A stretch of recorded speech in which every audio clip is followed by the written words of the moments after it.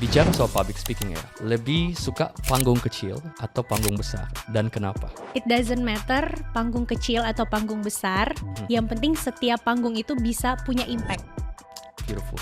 That's why orang harus punya mindset gugup adalah teman belajar. Okay. Karena kalau teman belajar orang akan mau memperbaiki. Satu kalimat aja. Be authentic yet respectful. Karena dengan kita berani menjadi asli, keaslian itulah yang menjadi sebuah keunikan, bukanlah sebuah kekurangan. Mengawali orang mau terjun, mau belajar lah.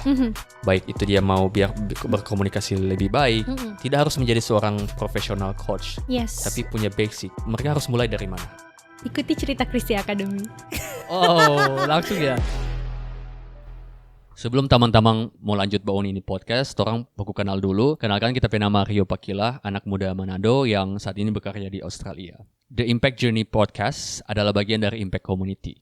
Tujuan orang bikin ini podcast yaitu mencari narasumber-narasumber dan orang-orang yang ahli di bidangnya untuk dorang bisa berbagi dorang pengalaman hidup dan juga berbagi dorang keahlian-keahlian.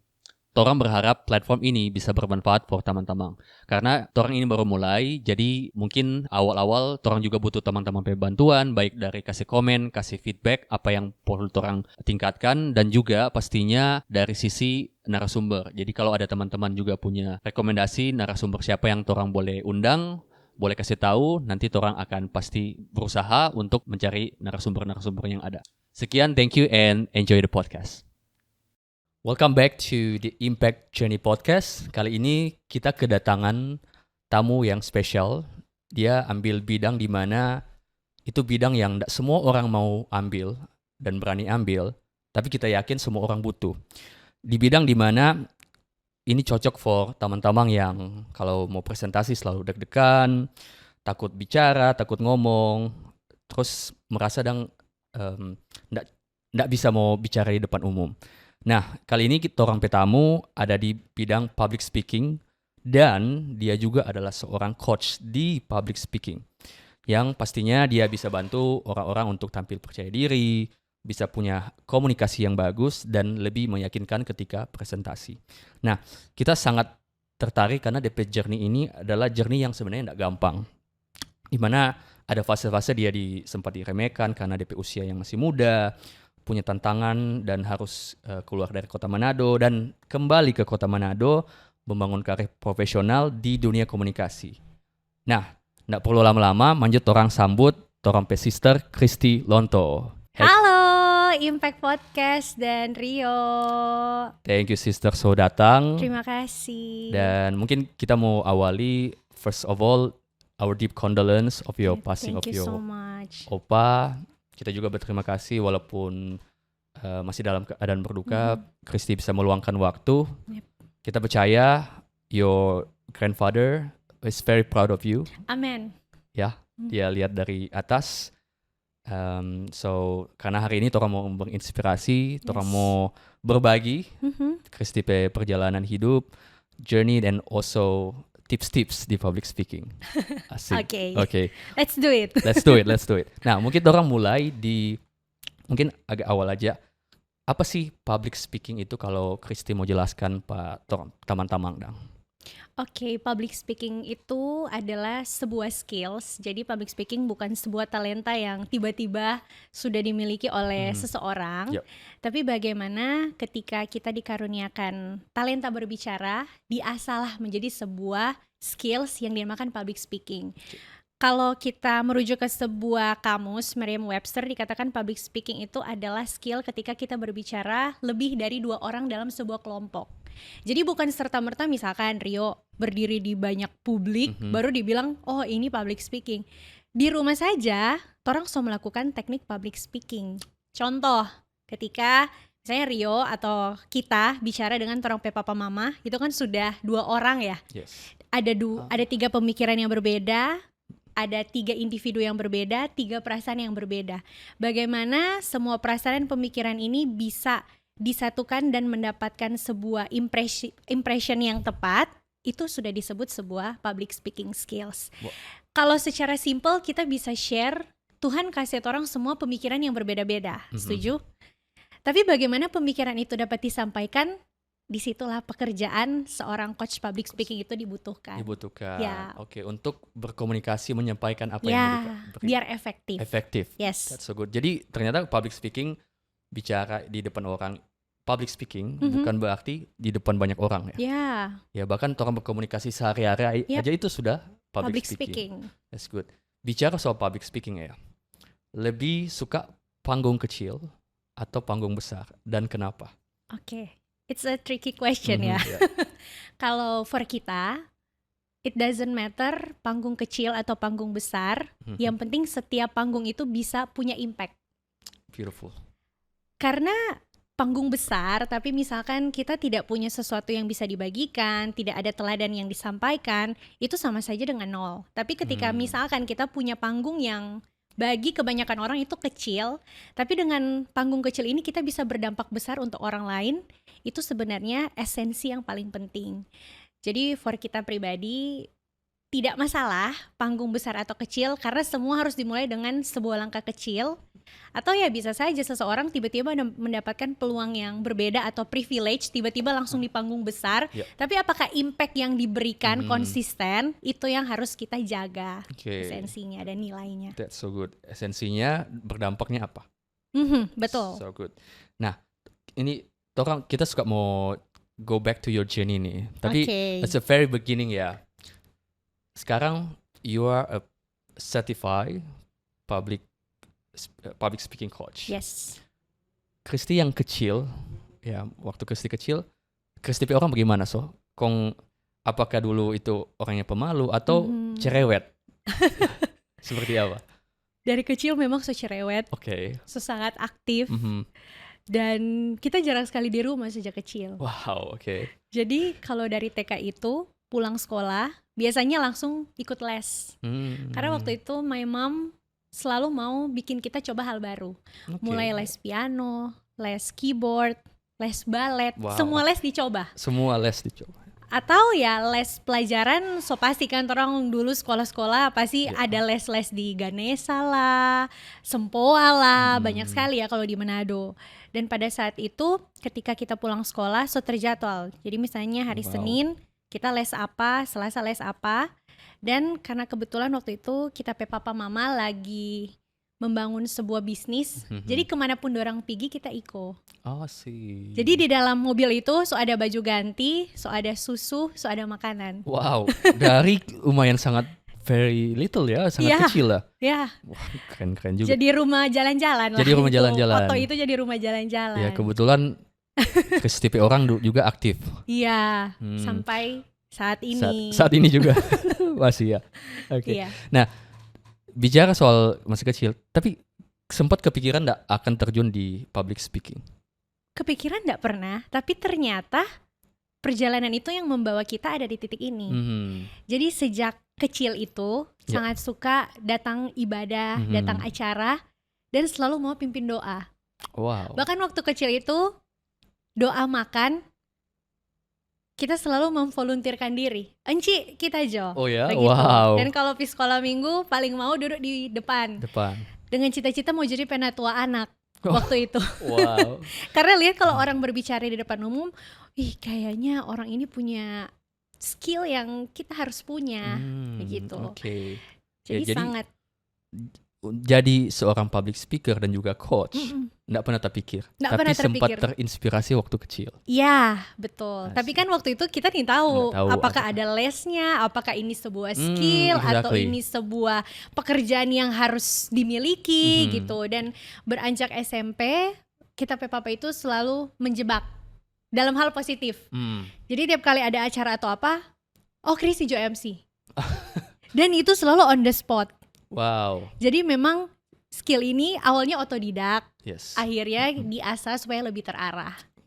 Seperti itu DP awal journey. Jadi awal journey-nya memang ada inspirasi, ada di tes kondisi, situasi juga lingkungan mendukung, dan tetap itu skill yang bisa diasah. Nanti orang mau terjun ke situ, bagaimana mau asah skill public speaking. Nah, boleh.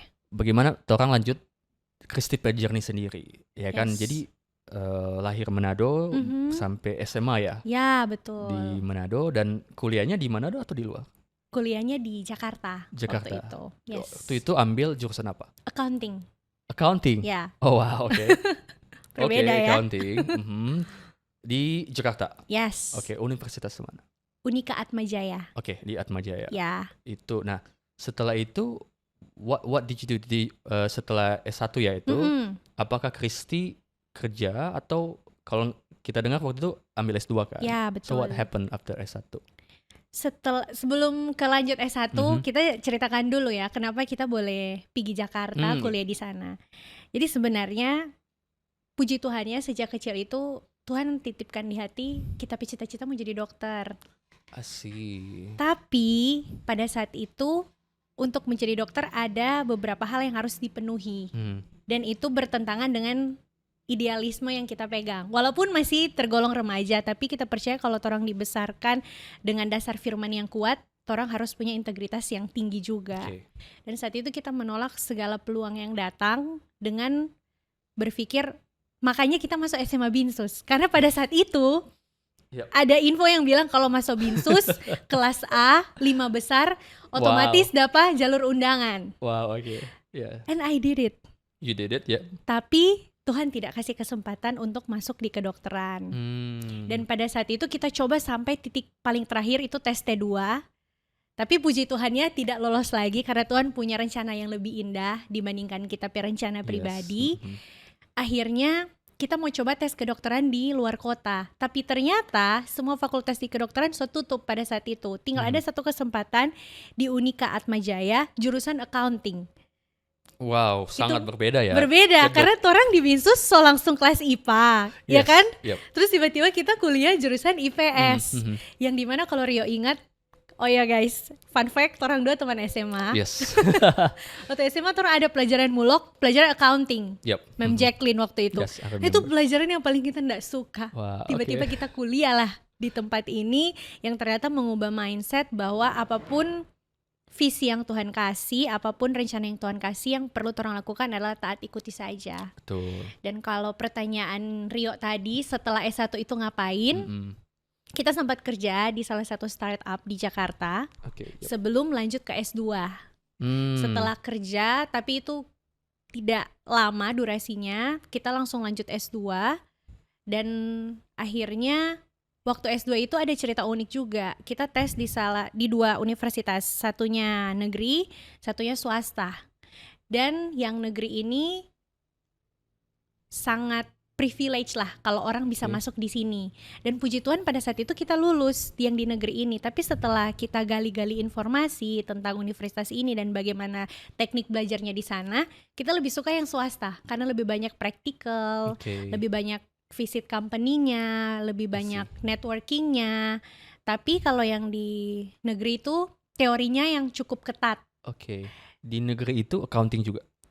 Manajemen. Jadi kita ambil MM waktu itu. Nah kalau di negeri itu lulusannya jadinya MBA.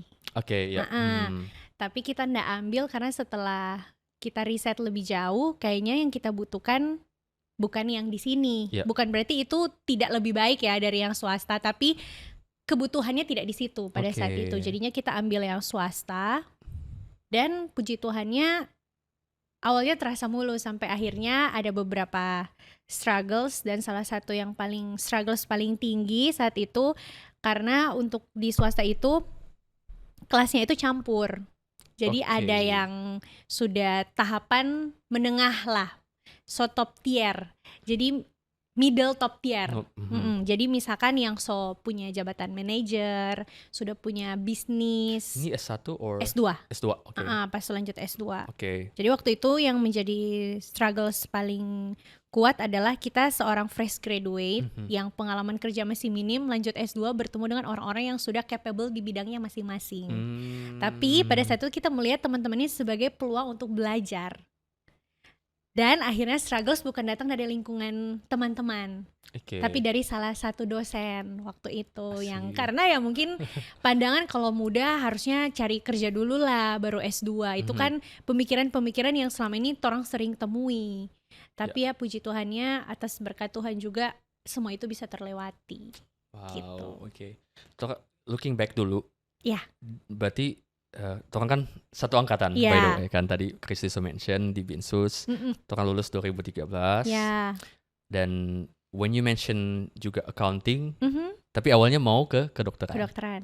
Tapi ke accounting yang memang jurusannya sangat berbeda. Yes. Oke, by the way, kita sebenarnya juga lulus accounting. Waduh. Berarti Jadi, terang dua sama kan? Sama. Tapi memang for me, I actually like accounting. Oh, oke. Jadi memang kebetulan sekarang memang karena kita ada berbisnis juga terpakai itu. Ya, betul.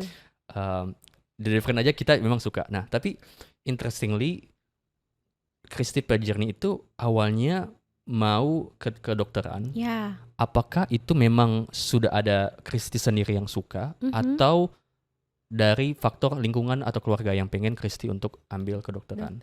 Oke. Pertanyaannya itu karena memang kita suka sendiri. Jadi Oh, I see. ada buktinya. Waktu kecil kan di TK orang suka aja tulis pohon cita-cita. Yes. Nah, jadi di pohon cita-cita itu tergantunglah sebuah catatan yang tulis Kristi mau jadi seorang dokter. Mhm. Ya, karena kita keluarga juga bukan keluarga dokter, jadi tidak ada pengaruh lingkungan apapun Oke, untuk ya. mengambil keputusan punya cita-cita menjadi seorang dokter. Dan akhirnya sampai SMA kita ingat sekali waktu itu iPad pertama kali rilis. Kita sampai minta patah mama, Wow. "Mah, kita mesti butuh iPad. Bukan untuk gaya-gayaan, tapi kita butuh iPad ini sebagai tempat belajar. Kalau laptop kan agak susah ya, satu berat, Yes. mesti saya menyala agak lambat dia untuk nyala DP tombol on off itu. Terus akhirnya I propose my mom, "Mah, Kristi harus punya iPad karena Kristi mau download berbagai macam jurnal kedokteran yang masih bisa mudah untuk dipelajari, dan as simple as waktu itu di iPad ada salah satu apps yang dia mengajarkan anatomi tubuh. Wah, oke. Jadi at least ada bekal yang Mhm. bisa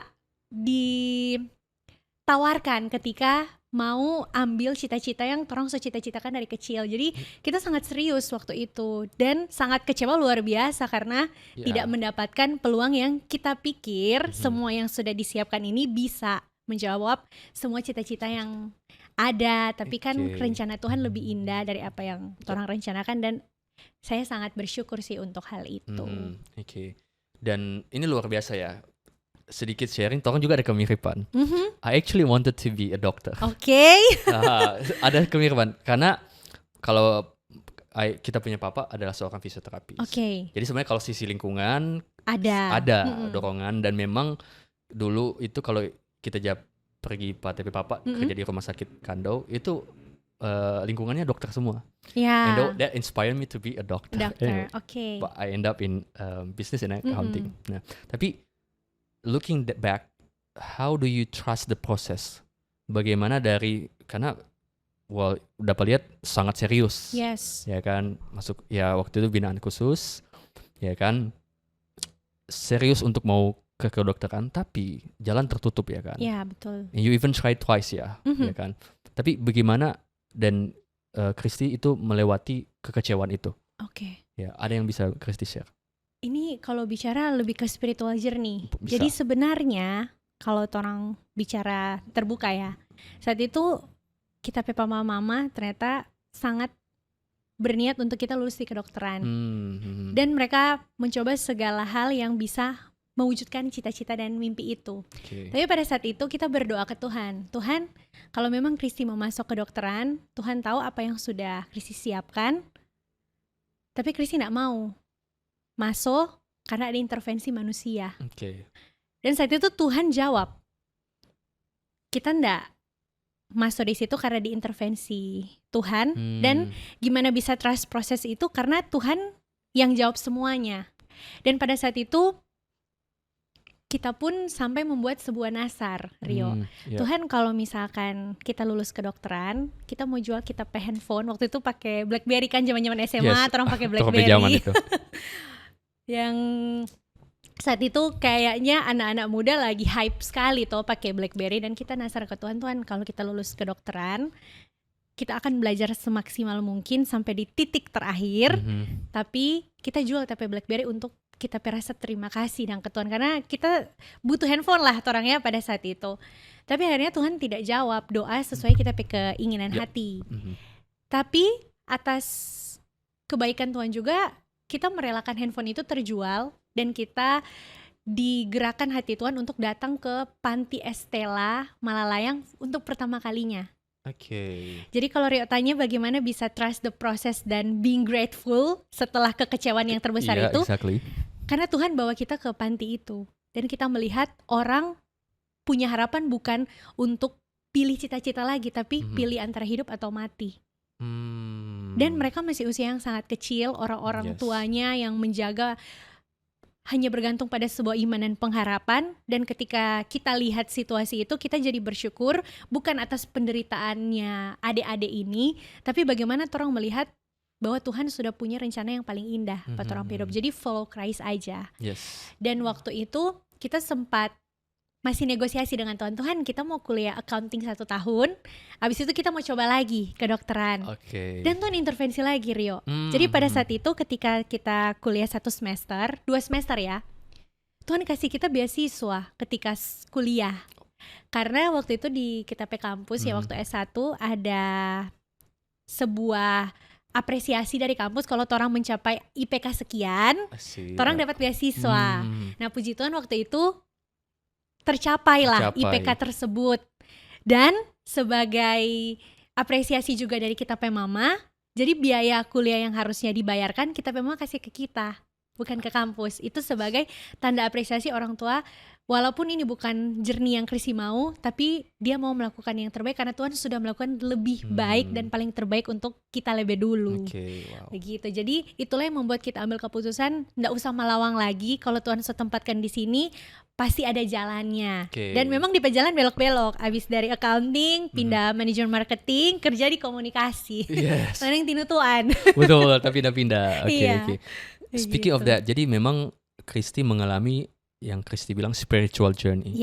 Gitu kan. Jadi benar-benar trust the process. Nah, ada salah satu, because I also experience spiritual journey in my life juga. Tapi bagaimana Kristi bisa tahu itu jalannya Tuhan? Kepekaan itu gimana Kristi bisa bangun? Seperti apa, Kris? Kalau kita percaya jalan Tuhan itu bukan sekedar profesi, tapi bagaimana ketika orang ada di jalan itu, orang bisa melakukan apa yang Tuhan mau. Jadi kalau misalkan pertanyaan Rio, gimana kita bisa tahu ini jalannya Tuhan? Dengan kita bisa taat di visi yang Tuhan kasih, kita so percaya itu adalah jalannya Tuhan. Jadi bukan tentang kita mesti jadi marketer atau kita mesti jadi lawyer, baru itu kita tahu panggilan Tuhan. Tapi apapun yang pekerjaan yang orang punya, pendidikan yang orang punya, dan ketika orang melakukan itu dengan jujur, dengan penuh integritas, mau berimpact ke orang lain, itu adalah jalan yang Tuhan sediakan. Dan pilihannya cuma 2, orang mau ambil atau orang mau pakai jalan sendiri. Sambil dengan Rio pun share kan, pengen jadi dokter, tapi jadinya accountant kuliah, dan akhirnya jadi pebisnis. Semuanya beda-beda sebenarnya Tuhan. Tapi ya karena orang tahu ini journey yang sudah disediakan untuk orang, ya tinggal jalani saja. Jadi itu sih turning point yang harus orang tahu. Such a good sharing. Thanks for that, Kristi. Amin. Now, orang mau take a step forward, kembali di mana Kristi S1 lanjut ke S2 which is MBA ya? MM, iya. Master of Management. Yes. So ini lebih ke management. Dan itu tadi very interesting karena Kristi bilang ketika masuk di situ, yang ikut itu adalah orang yang sudah level middle ke atas ya. Ada yang sudah posisi manager, mungkin ada yang direktur ya. Which is, and you probably the youngest, paling muda. The youngest one. Apa yang bikin Kristi berani ambil itu, ya kan? Dimana secara mungkin level manajemen ya, Kristi belum sampai gitu. Kenapa Kristi bisa berani ambil ke situ? Jadi kita nggak tahu kalau teman-teman lingkungan kampus itu ternyata level middle up. Jadi awal nggak tahu. Kita ambil program Young Profesional yang dimana memang program itu dikhususkan boleh dari fresh graduate. Tapi ternyata untuk kita angkatan itu rata-rata bukan fresh graduate. Jadi ada kita teman yang memang puji Tuhan dia dari keluarga yang sangat cukup, bahkan lebih dari cukup. Dia sudah direktur di perusahaan sendiri. Ada yang sudah punya bisnis sendiri sejak lama. Ada yang manajer di BUMN yang sangatlah terbaik di Indonesia. Jadi waktu masuk itu yang kita lihat sebagai peluang. Puji Tuhannya saat itu kita enggak ada perasaan terintimidasi karena kita tahu dengan kita bergaul dengan itu tujuan kita masuk di kampus ini karena kita tahu kita akan punya networking yang luas.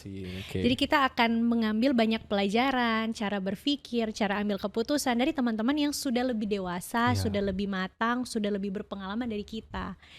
Jadi puji Tuhannya tidak ada perasaan intimidating pada saat itu sampai akhirnya ternyata yang melihat itu sebuah kejanggalan ya dari tenaga pendidiknya. Tapi bukan semua ya, cuman salah satu saja. Tapi akhirnya kita sadar ternyata maksud dan tujuan dosen saya ini untuk menguji kita mental. Karena yang paling muda harus siap berperang. Nah mungkin waktu itu dia pikir jangan-jangan gak siap perang ini anak terlalu muda tiba-tiba S2, belum ada pengalaman yang mumpuni, bergaul dengan teman-teman yang tidak sepantaran. Tapi puji Tuhannya at the end kita dapat satu insight bahwa yang muda belum tentu tidak punya pengalaman yang setara, yang tua belum tentu sudah paling banyak pengalaman. Makanya perlu kolaborasi. Itu yang kita dapatkan ya dari pengalaman itu. Di pengalaman situ Kristi boleh share pengalaman itu apa sih ya, tantangan yang tadi Kristi bilang soal yang dianggap mudah. Iya, dianggap mudah itu. Jadi awalnya kita pikir itu sebagai sebuah keuntungan, benefit. Oh masih muda, puji Tuhan dapat privilege boleh langsung kuliah S2. Karena waktu itu memang ketika kita mau masuk S2 banyak sekali suara-suara bisikan, nanti Ngana susah mau dapat kerja karena Ngana belum kerja pengalaman 1 tahun, tiba-tiba langsung S2 perusahaan nih mau terima. Tapi pada saat itu pas kita dengar celotehan ya orang-orang, ya kalau orang Kristen kadang kan orang juga tamu tengking gitu. Kita juga bilang dom nama Yesus tolak, kita tapi hidup bukan perkataan manusia tapi perkataan Tuhan. Dan kita imani waktu itu betul-betul ya iman yang Tuhan berikan lah pada saat itu. Dan struggles yang paling berat itu ketika kita mau ujian tesis. Jadi kita memilih seorang dosen yang katanya paling killer di kampus itu. Kristi yang pilih? Iya, kita pilih. Sengaja kita pilih.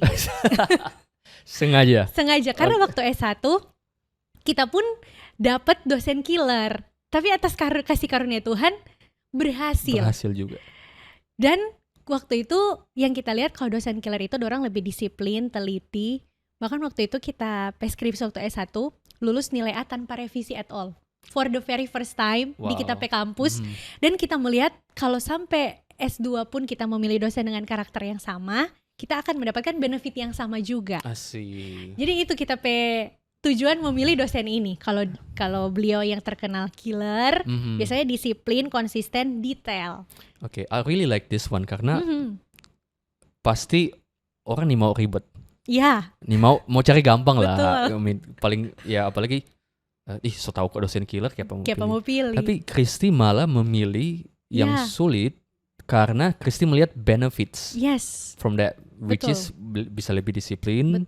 Mungkin lebih teliti lagi ketika melakukan skripsi, right? Iya, tesis kalau S2 S2 kan? Tesis. Padahal Inggrisnya sama kan? Iya, exactly. Oke. Interesting. Tapi is that, apakah itu menjadi sebuah prinsip yang we have to choose the hardest one, tapi always see the benefit. Apakah itu jadi Kristi pegangan sampai hari ini atau why? Kita percaya itu sebagai sebuah peluang yang awalnya orang lihat sebagai tantangan. Karena yang kita lihat ya, kalau orang dapat dosen pembimbing yang oke saja, iya saja, orang tidak akan jadi kritis dalam berpikir. Akhirnya orang bisa jadi stuck. Itu yang kita lihat. Jadi kita harus seperti beliau dalam hal yang positif. Yang kurang-kurang baiknya, mungkin yang orang-orang bilang killer dan lain-lain ya, orang jangan anut. Jadi kita mulai itu sebagai peluang untuk mendapatkan sesuatu yang sangat beneficial. Makanya kita pilih Pak beliau. Apalagi waktu S1 kan pernah terjadi. Dan puji Tuhan berhasil pada saat itu. Tapi ternyata di S2 berbeda cerita. Yang S2 beda cerita. Iya. Jadi Kristi melihat mengambil I like your mindset di mana mengambil tantangan tapi menjadikan itu sebuah peluang. Peluang, Iya betul. kan? Nah, orang lanjut, what's the tantangan yang Oh iya, di balik S2 lagi. ini? Jadi waktu itu ketika kita bimbingan, semua pokok pemikiran yang disampaikan itu selalu ditolak. Salah. Dan kalau misalkan kita tanya balik, oke Ibu, kalau menurut Ibu gimana? Apakah skupnya harus diperkecil atau diperbesar? Tahu nggak ditanya apa? Atau dibilang apa? So what do you think? Ditanyakan balik. Tidak dikasih feedback. Tidak dikasih feedback sama sekali. Oke. Dan itu mau tanya langsung, tanya via chat, semuanya dia akan tanya balik, what's your opinion? Oke, padahal waktu itu Kristi menanyakan. Karena kan beliau pembimbing, advisor. Yes. Jadi kita pikir bisa mengarahkan. Tapi nyatanya tidak begitu. Dan sampai kita tanya ke dosen-dosen pembimbing yang lain, teman-teman yang punya dosen pembimbing yang lain, mereka bilang, oh mereka diarahkan. Misalkan skop penelitiannya harus yang A, B, C, targetnya harus A, B, C. Tapi kita tidak sama sekali ada pengarahan ke sana. Okay. Sampai akhirnya kita sangat down karena orang nggak dapat jawaban apapun. Semua maju tesis, kita tesis proposal itu jadi tapi tidak ada arah yang jelas. Sampai akhirnya kita setiap mau ketemu ibu itu kita ketakutan karena pernah satu kali ketika kita bimbingan di ruangan student lounge yang dimana itu ada staff univ, ada dosen-dosen yang lain dan ada mahasiswa lain yang sedang bimbingan. Dan waktu itu kita sampai pernah dibilang seperti ini, Kristi, sampai ditunjuk, kita jadi duduk kayak meja podcast, ada duduk berhadapan. Kristi, kamu itu seperti anak SD yang sedang menantang saya seorang doktor. Menantang. Why? Terus lanjut lagi. Kamu itu terlalu muda. Pengalaman belum cukup. Dan waktu itu dunia serasa runtuh. Yang kita anggap dengan mudah orang bisa dapat peluang lebih banyak, belajar dari orang-orang yang lebih matang, nyatanya itu dilihat dan dinyatakan oleh orang yang I look up to sebagai sebuah hal yang bikin torang meragukan torang potensi. Seperti itu. Dan saat itu kita semua menangis di ruangan, tapi puji Tuhannya masih bisa tahan. Yang paling utama sih DP perasaan malu. Karena dapat marah di depan umum dan kata-kata seperti seorang anak SD dan terlalu muda untuk S2. Pada saat itu kita sempat terjebak di victim mentality. Sampai akhirnya kita dapat great anxiety. Tiap kali mau ketemu dengan ibu ini, kita selalu ketakutan, kita mesti ke kamar mandi dulu untuk menangis, baru kita emosi rilis, dan kita bisa berhadapan dengan beliau. Sampai akhirnya karena kita saking stres, itu karena besok kita mau maju ujian tesis. Kasihkan proposalnya lengkap, kan harus ada tanda tangan pembimbing sebelum maju H-1. Dan beliau bilang begini, apapun hasil tesis kamu, benar atau salah, saya sudah titip ke tim penguji, kamu tidak akan diluluskan. Jadi sebelum kita maju, kita sudah tahu kita tidak akan mau lulus. Dan ibu itu bilang sebelum H-1, sebelum maju tesis. Apa konteksnya ibu itu bilang ke situ? Tidak ada alasan yang jelas. Apakah lewat telepon atau ketemu langsung? Wow. Kan kita harus minta tanda tangan basah untuk tanda tangan pembuktian untuk maju tesis besok. Dan untuk di kita kampus pas S2, orang nggak tahu siapa orang penguji. Jadi tiba-tiba ketemu.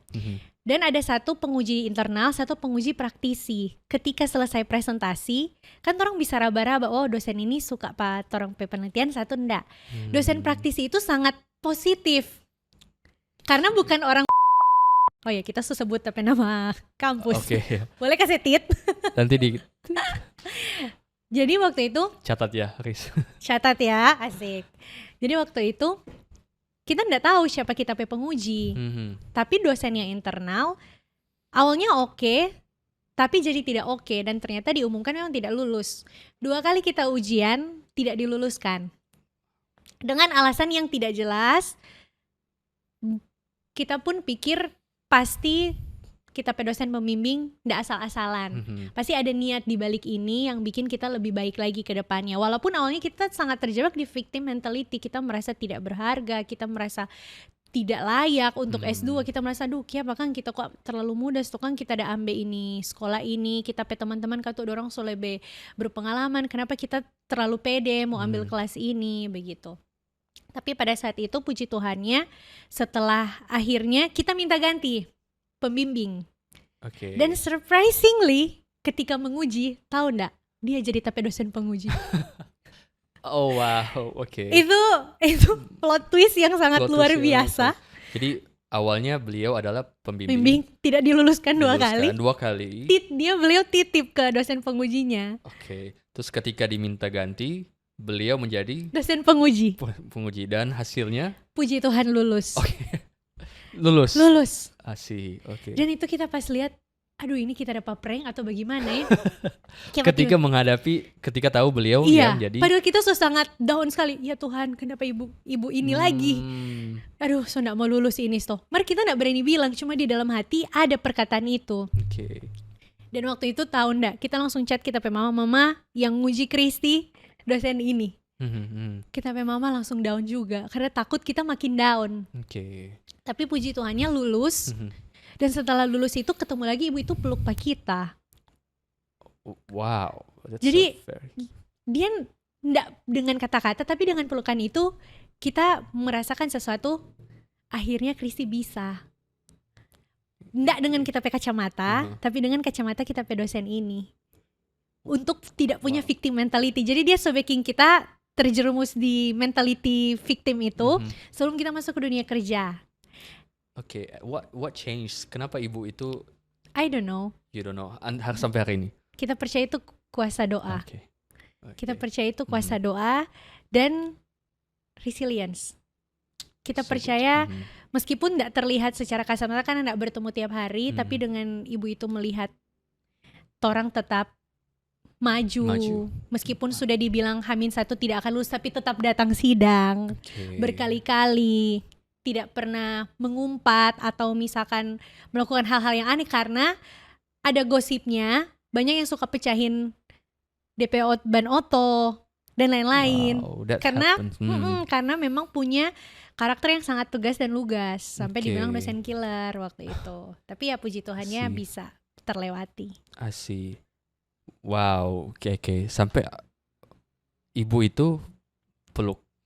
Dan fun fact-nya setelah kita lulus sebelum wisuda, jadi after 1 bulan setelah selesai sidang akhir tesis, tiba-tiba kita dikontak dari kampus untuk jadi pembicara secara online untuk Indonesian Business Outlook 2022. Dan pembicaranya itu ada Putri Habibie, ada Pak Sandiaga Uno waktu itu masih Menteri Pariwisata. Dan anehnya tahu nggak Rio, kita diminta jadi perwakilan alumni yang berbicara. Harusnya kan perwakilan alumni yang istilahnya tidak pernah gagal tesis. Kan dengan orang gagal tesis, orang PIPK pasti akan turun dong nilainya.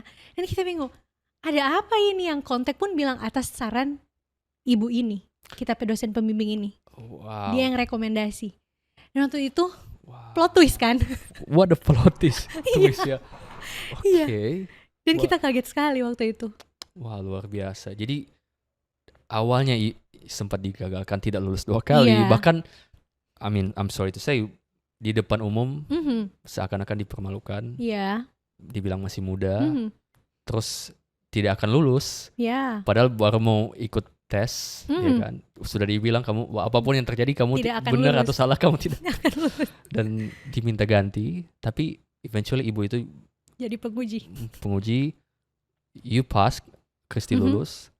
Dan akhirnya dapat rekomendasi menjadi pembicara perwakilan alumni. Wow.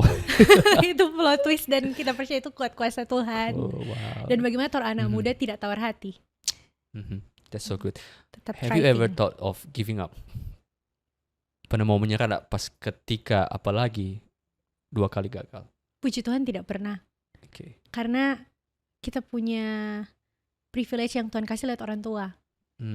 Jadi apa itu? Kita papa mama nggak pernah ada satupun mereka menyalahkan dosen ini. Tapi pernah waktu itu kita papa pengen terbang ke Jakarta karena kita pulang Manado. Kalau itu COVID. Tapi papa pengen bilang ketemu dosennya untuk diskusi. Karena ada apa dengan Kristi? Apakah mungkin secara karakter di kampus atau misalkan memang usianya yang terlalu muda atau memang secara pengalaman manajerialnya masih kurang mumpuni.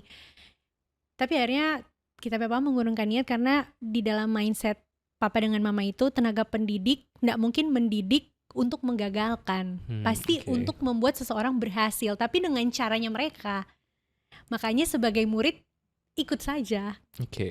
Jadi ya itulah yang dilakukan. Kita pun nggak tahu kenapa sampai bisa mau menyerah. Puji Tuhan nggak pernah ada kata ingin bilang kita seni mau lanjut kuliah, karena kita tahu pun ya karena waktu kuliah juga papa dan mama yang biaya, orang kan gak mungkin asal-asalan, suka-suka hati. Kalau berhasil sekolah terus, kalau nggak berhasil berhenti kuliah itu kan gak bertanggung jawab. Jadi ya puji Tuhan tetap maju terus pantang mundur. Dan itu ditanam di keluarga. Iya, dari papa Tuhan. mama. Dari papa mama, puji Wah, Tuhan. luar biasa. Tidak pernah menyerah walaupun gagal 2 kali, dan terjadi kembali yang tantangan itu ada lagi. Tapi puji syukur lulus, bahkan direkomendasi sebagai perwakilan. Wow, what a story gitu. Dan ini dijadikan majalah loh di website kampus. Wow, itu luar biasa, aneh tapi magic ya. Supranatural. Wow. That's so good. Now Tora mau kupas sedikit sekarang perjalanan ke public speaking. How di mana itu dimulai? Apakah mulai ada ketertarikan itu ketika sudah mulai pas kuliah S1 atau S2, sudah mulai ikut les atau training, dimulai dari mana? Mulai itu dari S1. Jadi tuh S1 kalau ada acara-acara kampus gathering UKM, kita selalu jadi MC. Karena kan waktu remaja pemuda di gereja sering Mbak MC. Jadi lanjutlah kuliah. Lalu 2016 kita sempat Tuhan berikan kesempatan mengajar di adik-adik yang tinggal di bawah kolong jembatan. Dan kita rasa untuk mengajar itu butuh skill public speaking. Tapi pada saat itu skill public speaking itu belum banyak orang tahu, bahkan kita pun belum tahu exactly apakah ini ada sekolah khususnya atau bagaimana. Karena kan orang pikir kalau mau punya skill public speaking, paling jadi Putri Indonesia atau jadi Miss Indonesia. Dan akhirnya pas S2 kita kan kuliahnya malam, jadi pagi sampai sorenya itu free.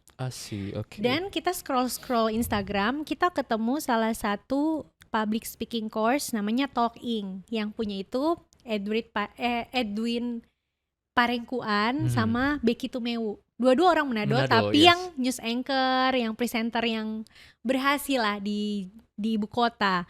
Dan pada saat itu kita pikir kita mau coba. Kita ambil kelas paling dasar, dan ternyata waktu itu puji Tuhan kita satu kelas dengan seorang putri Indonesia yang mau diutus ke Miss Universe. Kita lupa Miss Universe atau Miss World ya, dorong agency lah, pageant. Dan waktu itu kita lihat, wih, ini privilege, kita boleh satu kelas dengan putri Indonesia, kita boleh curi banyak ilmu juga, bisa ATM ilmunya putri ini gitu, dan punya koneksi juga dengan beliau. Dan akhirnya setelah itu kita jadi suka, kayaknya kita pengen deh jadi presenter. Tapi kan kalau presenter ada batas minimum tinggi dan banyak lah yang harus disiapkan, gigi rapi dan semuanya. Nah sampai akhirnya kita pikir kita mesti ambil kelas MC. Nah waktu itu kelas MC di agency itu lumayan mahal harganya. Jadi kita pikir kita mesti cari tempat, apa ya orang aja bilang, misalkan orang jangan cari yang tempat terlalu basah, supaya orang bisa basah sekali di tempat yang kering. Jadi kita cari tempat yang lebih kecil supaya kita lebih diperhatikan untuk diajarkan skillnya. Biayanya tidak terlalu mahal, dan ada chance bisa lebih menonjol. Karena yang di tempat kita ada les itu DP pengajar-pengajar itu news anchor dari Metro TV, scriptwriter dari SCTV. Jadi yang ikut-ikut itu rata-rata artis, yang politikus. Jadi kan itu orang-orang yang besar. Pastinya ketika orang ikut kelas itu tidak menutup kemungkinan akan ada favoritism di antara peserta. Jadi kita pikir kita mesti cari tempat yang masih baru, masih pure dan mau mengajar dengan hati. Dan akhirnya kita pindah ke tempat les ini. Dan puji Tuhan setelah kita lulus les, diberikanlah kesempatan jadi brand ambassador. Nah sambil jadi brand ambassador itu, kita mulai mengajar. Sampai di titik akhirnya kita pikir seorang yang menjadi pengajar guru, orang harus sekolah tinggi-tinggi jadi SPD. Kita bukan latar belakang kuliah komunikasi, tapi kita harus punya kredibilitas. That's why kita ambil sertifikasi khusus di bidang public speaking, supaya kalau secara rohani torang nggak jadi batu sandungan karena tiba-tiba jadi coach tanpa sertifikasi, dan untuk diri sendiri juga, agar bisa jadi jaminan orang akan percaya kepada kualitas yang torang tawarkan. Begitu. Berarti semua mulai dari kesempatan di S1 waktu itu untuk berbicara di tempat umum. Tapi what I really like itu, how did you find bahwa I wanna be a public speaker or even a coach? Mulai dari mana itu? Yang 2016 mengajar adik-adik. Itu rasanya senang sekali. Torang cuma ajar 1+1 sama dengan 2 dan orang bisa mengerti. Jadi kita rasa dengan itu, kalau orang bisa influence orang lebih banyak lewat skill non formal yang tidak bisa didapatkan di sekolah pada umumnya ya. Sekolah-sekolah lain mungkin sudah ada. Jadi kita pikir kita harus menjadi seorang pembicara. Kan public speaking itu dia punya tujuan memberi informasi, memberi inspirasi, memberi motivasi, dan seterusnya. Dan guru itu adalah seorang public speaker. That's why kita pengen jadi public speaker and educator. Ya. Kalau teacher pasti kan kesannya kalau di sekolah, kalau educator kan kita bisa dari mana saja, lewat online, ketemu dengan teman-teman sharing, dalam skala apapun bisa kita lakukan gitu ya. Seperti halnya hari ini juga kan podcast Rio bisa edukasi banyak orang lewat pengalaman-pengalaman narasumber-narasumber yang ada. Beautiful, yes. Begitu. That's so good. So, seorang public speaker, coach, and educator. That's so good. Nah, jadi 2016 ketika lewat mengajar itu sudah muncul suka mau untuk terjun ke dunia public speaking. Dan Christy took action di mana enggak cuman kita suka mau ke sini, tapi Christy took action di mana kita mau jadi public speaking. From what I see, Christy semula bilang bagaimana kita supaya bisa ke public speaking. Mencari training yang tadi Christy cerita, dari training itu pindah sampai jadi brand ambassador dan mengambil sertifikasi. Betul. Nah, itu kan sudah mulai, jadi you have to take action ya. Nggak boleh kita suka. Betul. Tapi cuman mau suka-suka aja. Nah, tapi tidak take action, it is not gonna happen gitu. Betul. Nah, what interesting is ketika ini masih juga kayak kembali going back to buat mungkin kalau boleh sharing ke teman-teman yang mungkin kita orang tahu mau bikin apa.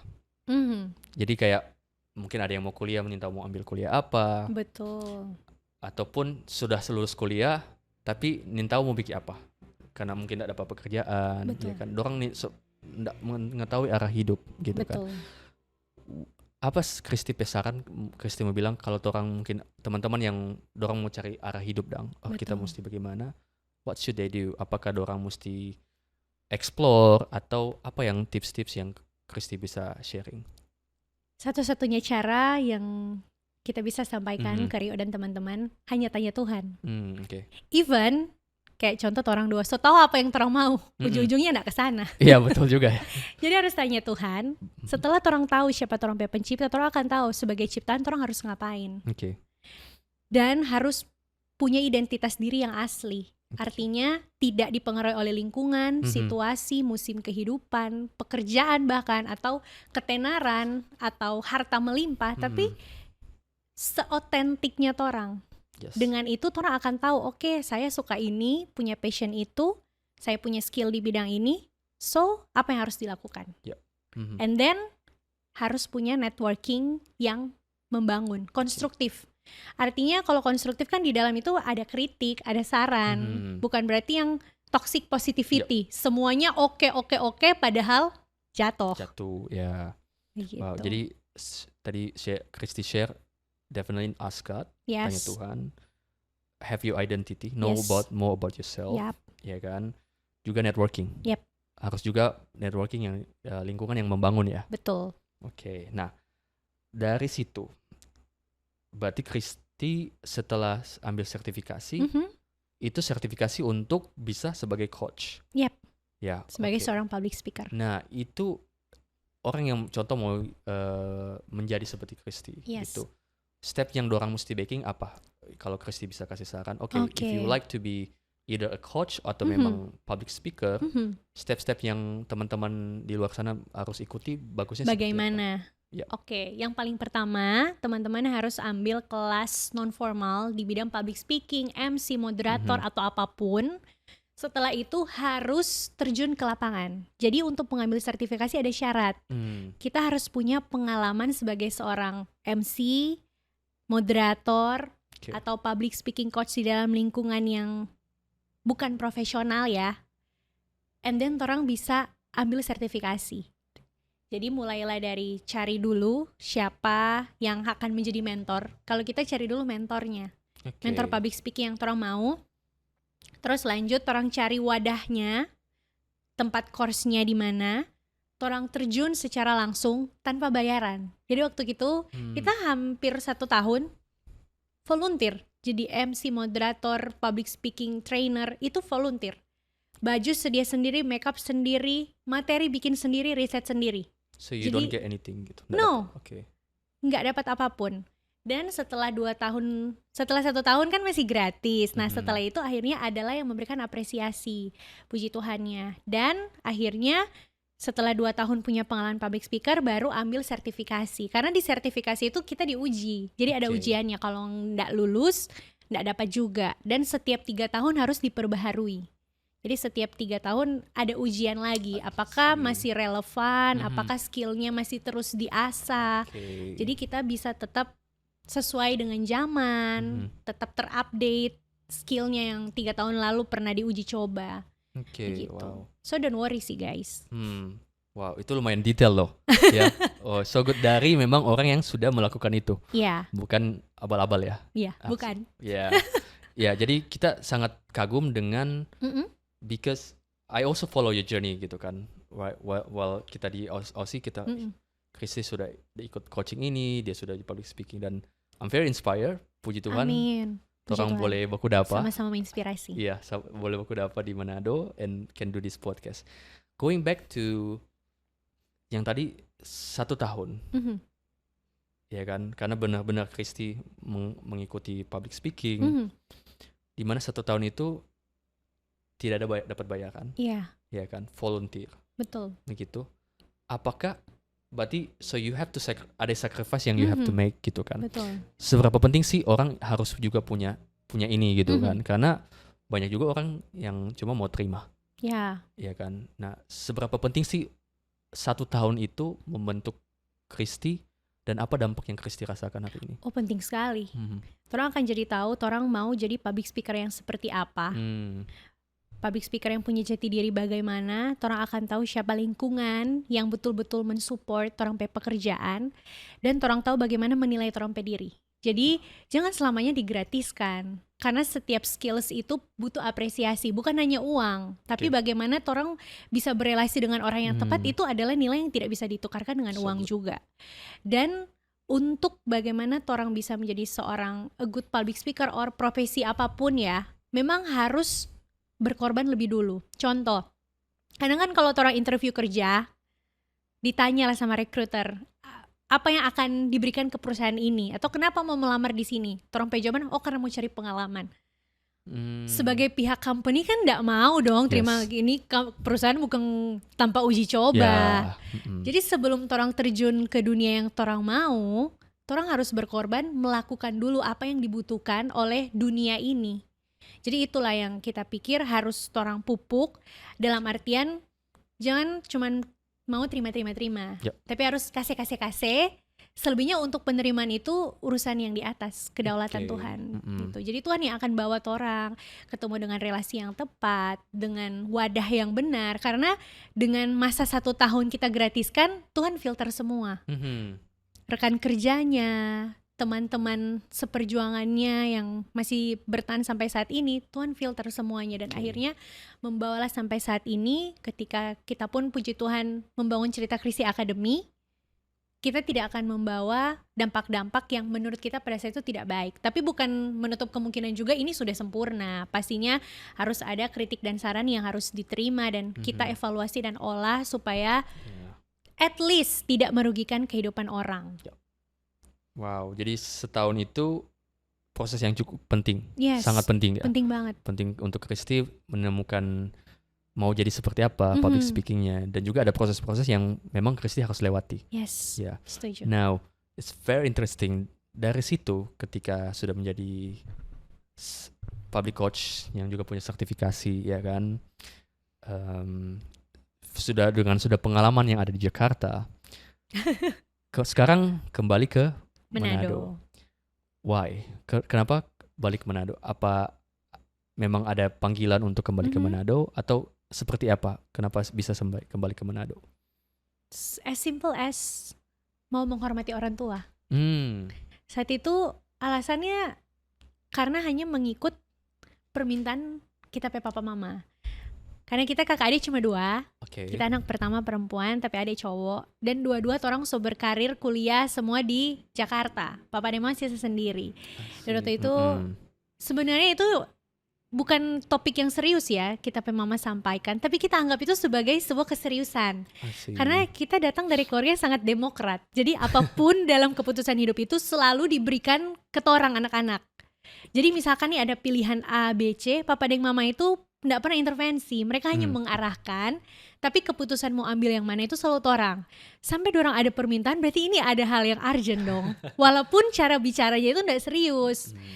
Itu boleh juga dengan papa dan mama di rumah, anak perempuan begitu, supaya sama-sama dengan papa mama cuma sendiri. Cuma 1 kali, dan itu sangat mengganggu dalam pikiran. Sangat mengganggu sampai akhirnya kita mengambil keputusan kita harus balik ke sini, tidak tahu mau ngapain. Yang satu kita berpikiran, oke, kita mau bawa pulang ini skill public speaking yang kita so asa di Jakarta, dan kita I wanna be a lecturer. Kita mau jadi dosen. Makanya kita pulang Manado itu nggak ada niat mau kerja yang sama dengan di Jakarta, kan pasti ya mungkin ya gaji atau peluang lebih tinggi. Untuk perjalanan karir juga akan lebih advance ke depannya. Kalau di Manado tidak menutup kemungkinan juga lebih baik, tapi secara kasat mata yang orang lihat peluangnya lebih besar yang di sana. Dan waktu itu ya kita memilih ke sini as simple as hanya grant my mom and my dad wishes gitu. Dan sudah berapa lama balik Manado? 2 tahun? 3 tahunan. And how that turns out? Apakah dari situ pilihan ke Manado menjadi memang ternyata memang kita harus balik Manado? Ya, emang harus balik Manado. How? Tuhan mau pakai kita di sini. As simple as God wants to use me in this place. Tapi itu bukan hanya sekedar tujuan simple tapi meaningful. Karena pasti setiap perjalanan yang dilalui, setiap ada pengorbanan yang orang berikan, bukan karena orang punya kemampuan, tapi ya Tuhan yang mampukan untuk, Christy harus lepas karir yang ada di sana, lepaskan teman-teman yang orang so nyaman bergaul di sana, ketemu dengan teman-teman di Manado, mungkin cara pola berpikirnya berbeda, atau cara komunikasinya berbeda, dan itu adalah struggles yang paling kuat. Karena kebetulan kita teman-teman ini Manado, mostly dorang semua nikah. Dorang pun mau ajak hangout agak susah ya. Dan dorang semua mulai punya anak. Dorang gak mungkin sembarangan kayak, mau dorang pimantos rabu-rabu. Tidak mungkin. Dan itu yang lumayan menyiksa ya. Karena waktu itu pekerjaan juga belum pasti. Ya, yang bisa dilakukan ya mungkin dorang bernetworking dengan teman-teman yang lama, tapi dorang pun sudah punya kesibukannya masing-masing. Dan kualitas hubungannya sudah tidak seerat dulu lagi. Karena kan terpisah 10 tahun orang udah intens seperti itu. I see.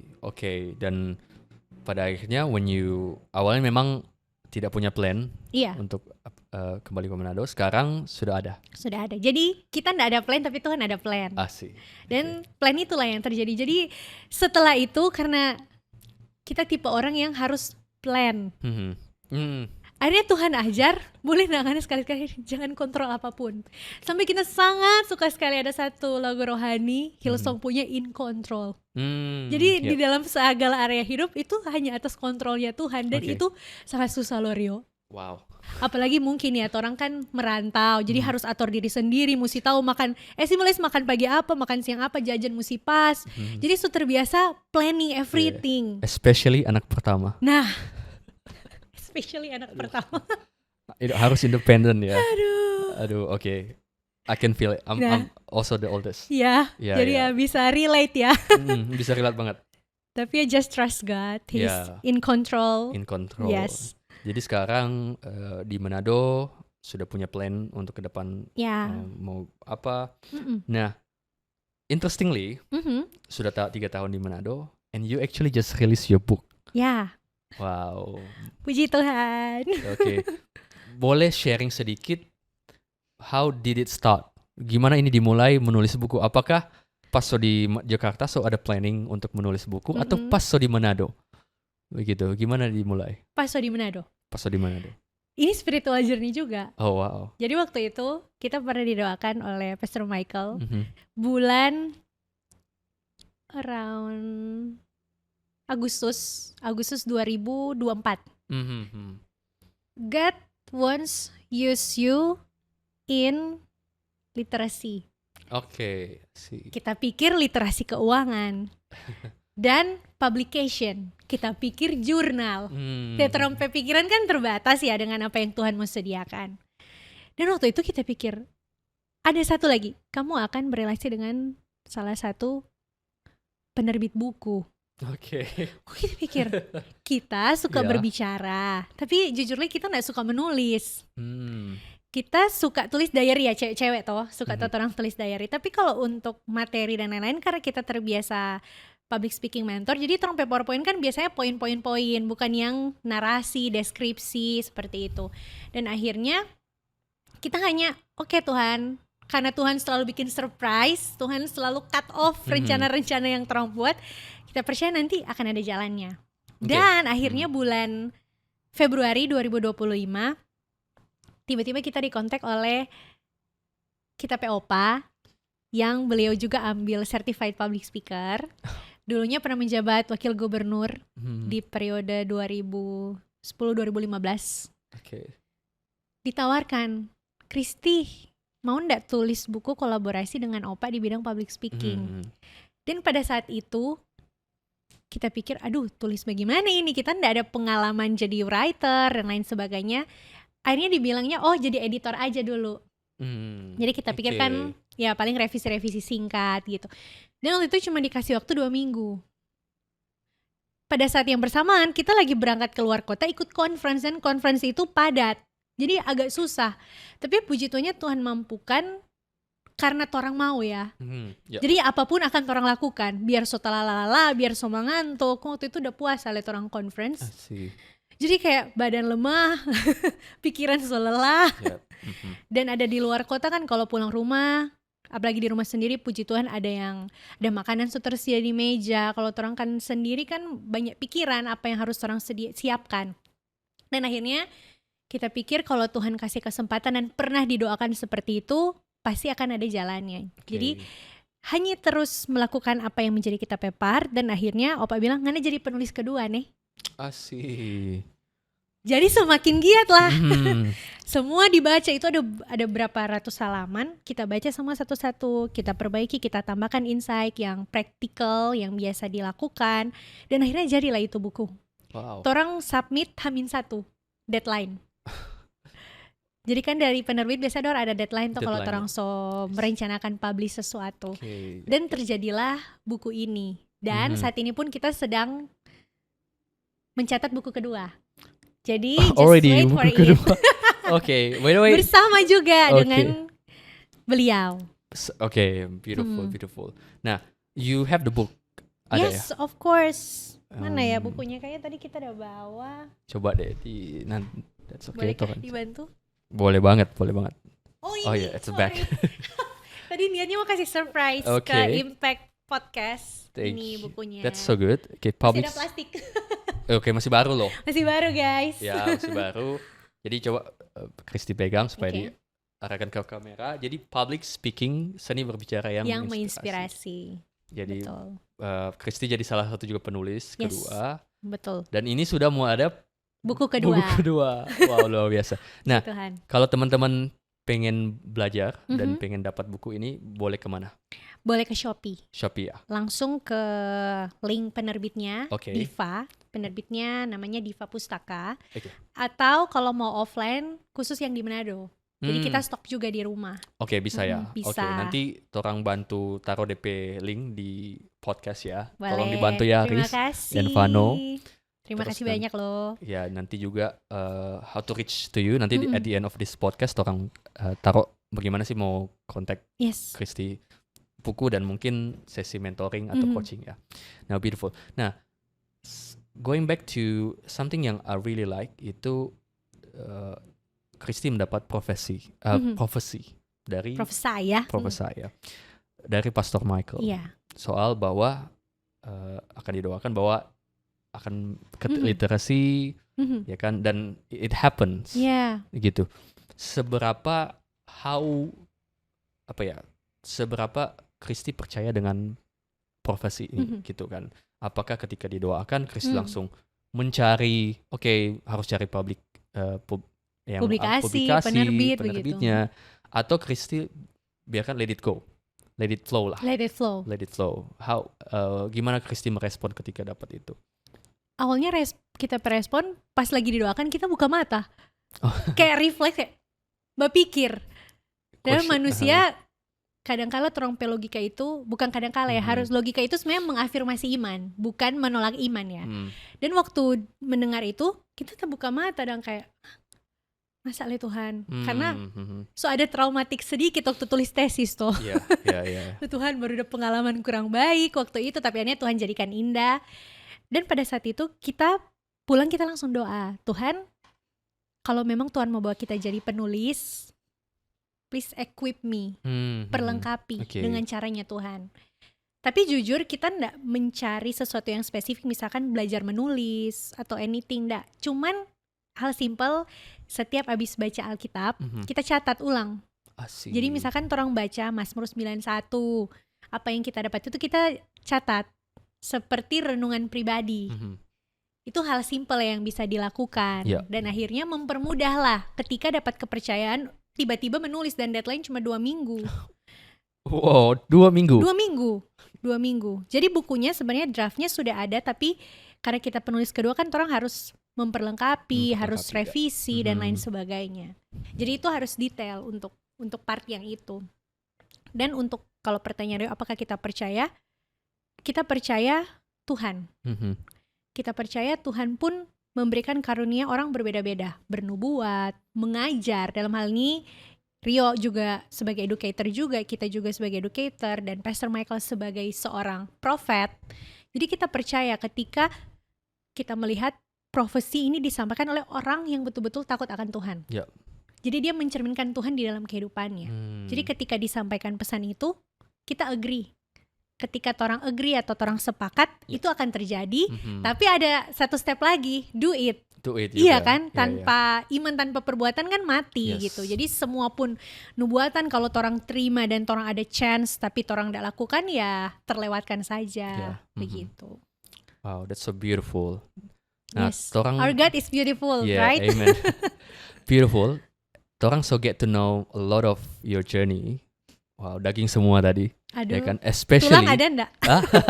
tulang mana? Nah, especially one of the reason why I asked about the prophecy is a spiritual journey, ya kan? Karena in our community juga kita percaya bahwa spiritual journey is real. Yes. Dan itu sebenarnya bahkan important part dari setiap orang-orang dalam torang ini. Betul. Gitu ya kan. Nah, sekarang Tom mau masuk di mungkin part yang ditunggu-tunggu. Apa tuh? Ya kan, orang mau lebih dive into your expertise. As a public speaking and also public speaker coaching. Ya, coach gitu, ya kan. Nah, tapi sebelum mau ke mengajarkan sebelum Kristi bagi tips, seberapa penting sih public speaking? Seberapa penting orang-orang perlu mempelajari public speaking, even just the basic? Ya, boleh kasih contoh enggak? Penting sekali, karena kita percaya ketika Tuhan kasih orang voice, don't be voiceless. Oke. Tapi be a voice with purpose. Kalau ditanya pentingnya berapa, skala 10 dari 10. 10 dari 10.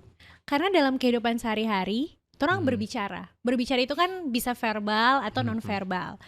Apapun itu, pekerjaan profesi apapun butuh namanya komunikasi. As simple as misalkan, kita dengan Rio setuju sesuatu. Orang kasih jempol juga, Rio mengerti kan?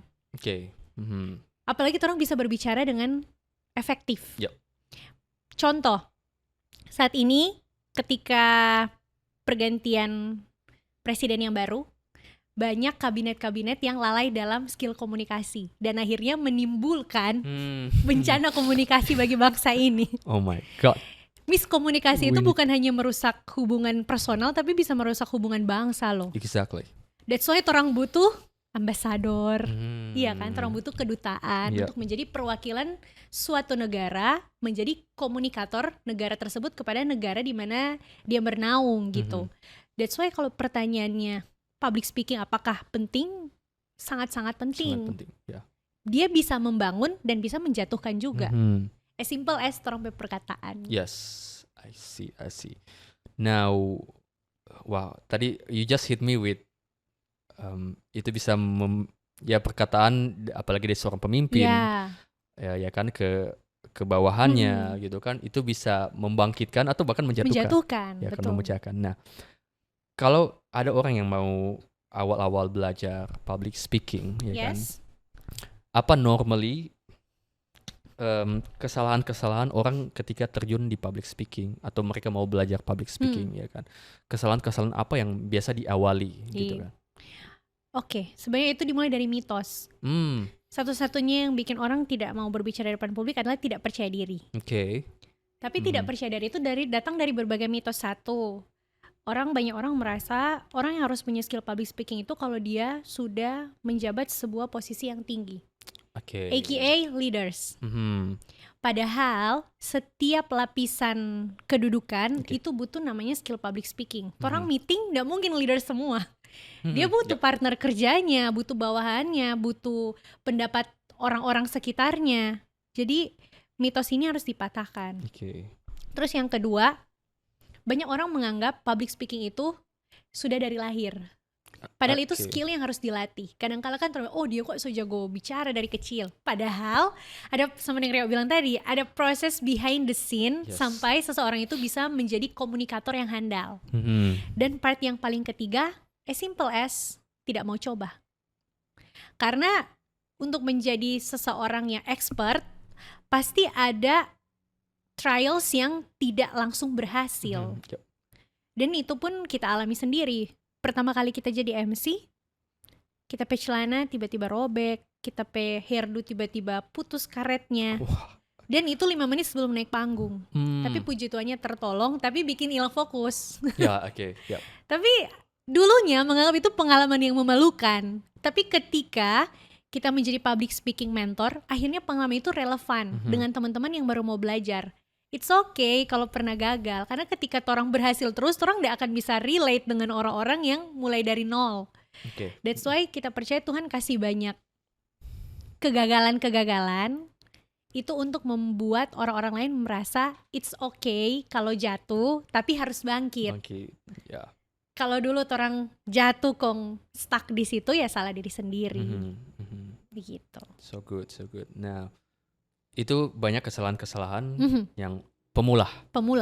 Gitu. Nah, kalau tadi sih Krisis sudah sharing ya, tapi untuk mengawali deh, kalau untuk mengawali orang mau terjun ke publik, mau belajar lah, baik itu dia mau biar berkomunikasi lebih baik, tidak harus menjadi seorang profesional coach, tapi punya basic public speaking, mereka harus mulai dari mana?